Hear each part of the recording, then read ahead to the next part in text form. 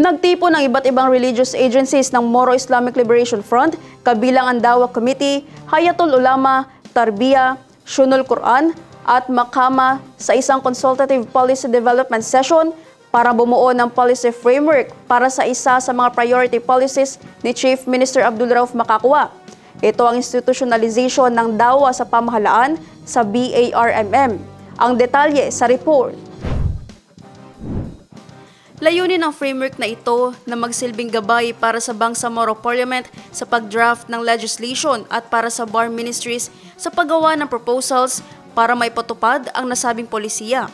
Ang meeting ay inorganisa ng Office of the Chief Minister Strategic Communications sa pagkikipagtulungan ng Bangsamoro Darul Ifta bilang patunay ng political will ni Chief Minister Makakwa na isulong ang kanyang declared priority policy. Sa sesyon, tinalakay ang pagbibigay ng mandatory spaces para sa mga scholars sa iba't ibang aspeto ng management, gaya ng human resource management, monitoring and evaluation, information drives, intercultural engagement, gender and development, correctional facilities and wellness programs, at rehabilitation efforts.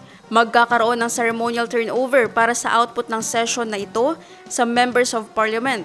Bagamat target ng timeline ni Chief Minister para sa policy na ito ay sa Oktubre, tiniyak na ang policy framework ay mananatiling permanenteng gabay para sa mga susunod na parliament kahit matapos na ang October 2025 elections. Ayon sa mga lumahok na ulama, mahalaga ang initiative na ito dahil nagbibigay ito ng malinaw na direksyon sa role ng Dawa sa Bangsamoro government at pagpapalakas ng relationship sa pagitan ng mga ulama at government officials para sa mas makabuluhang serbisyo sa tao.